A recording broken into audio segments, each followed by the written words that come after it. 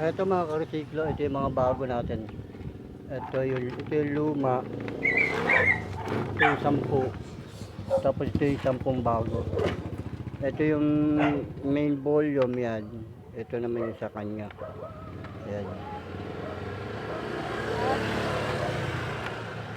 Kakabit ko lang siya tapos magte-testing ulit tayo para maisara na natin to. Okay. Ito mga ka-resiklo. Nakikabit na natin yung bago. Ito yung main volume, balance. Ito yung mga dribble niya. Ito yung sa mic. Kakabit ko lang siya tapos magte-testing tayo tapos saka tayo magpa-final testing pag nakita ko natin. Okay? Balik ko lang ulit siya. Ito mga ka-resiklo. Balik ko na siya sa dati. Nakikabit ko na mga knob. Tapos ngayon magte-testing na tayo. Okay.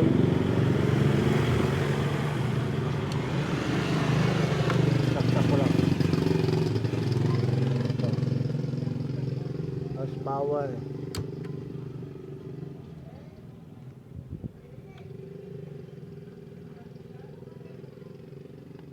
As USB.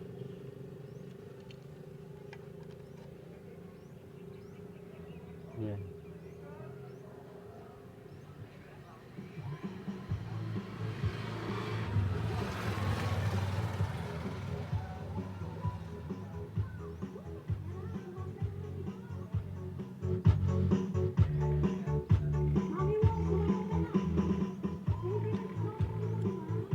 Yan na siya mga ka-resiklo.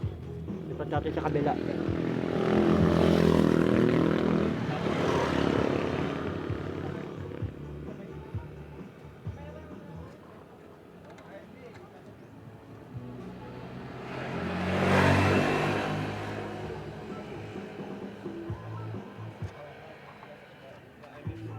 Okay na siya mga ka-resiklo.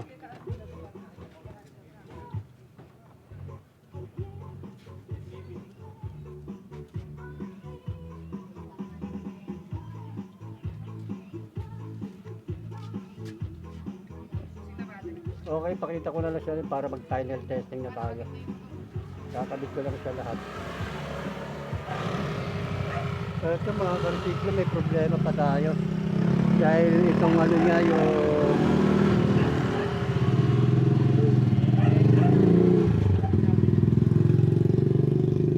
yung para sa USB, yung para next, play, stop, tsaka play.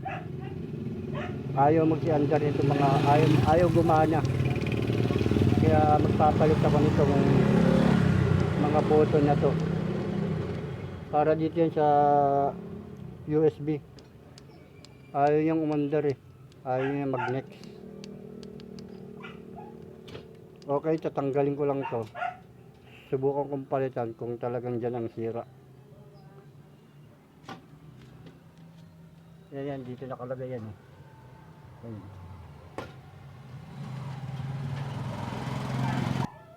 Ito mga ka-resiklo. Natanggal ko na yung mga pindutan, yung button dito. Para sa USB. Ito siya. Ito yung 5 na yan. Ito kasi nasira. Tapos ito yung papalit natin. Wala akong ganito kahaba. Susubukan ko kung aabot tong knob niya. Okay, pakikita ko na lang sa inyo pag nakakabit sa itong bago. Okay. Ito mga ka-resiklo. Nakikabit ko na yung bago. Ayan. Ito yung luma niya. Ngayon, kakabit ko lang siya para matesting na ulit. Okay.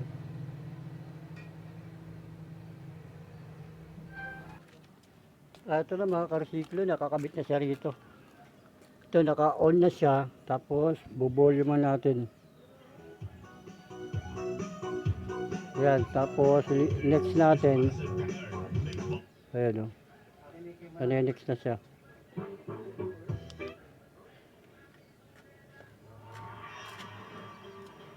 Okay. Babalik ko lang uli siya para mag final testing na tayo.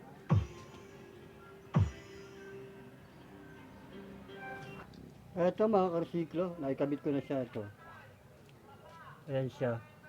Tapos pinower ko na siya, sinaksak ko na. Tapos testing na natin. Yan. Tapos next. Yan, next na siya.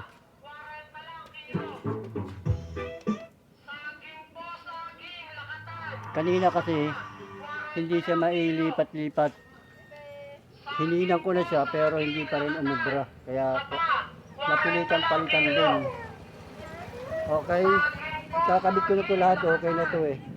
Kaya magpa-final testing na tayo. Okay, pakikita ko na lang ulit sa'yo. Tatakpan ko lang siya.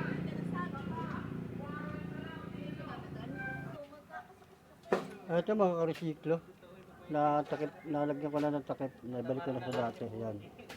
Sinaksak ko na, pinower ko na, nilagyan ko na sa ng USB. Tapos terminal speaker, yan, left and right. Magpa-final testing na tayo ngayon. Okay, sound check.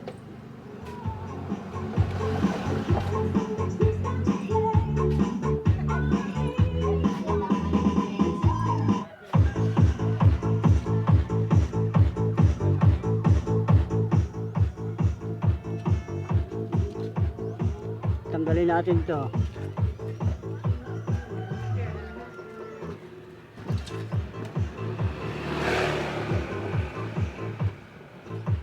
Okay. Apat na terminal gumagana left and right.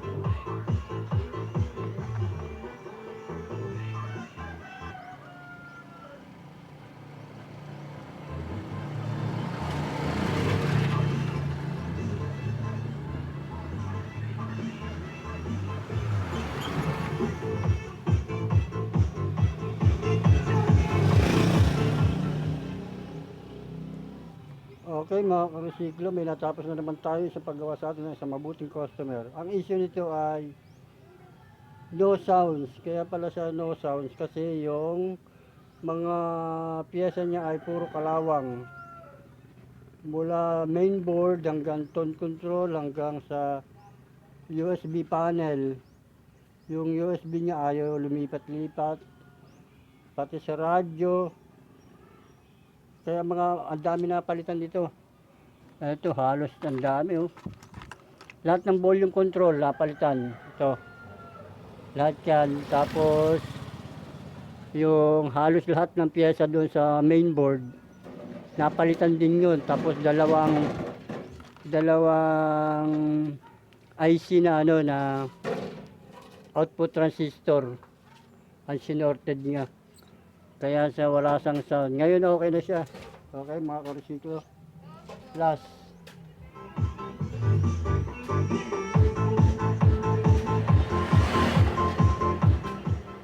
Pati radyo nito okay na rin. Umaandar na rin pati radyo. Okay.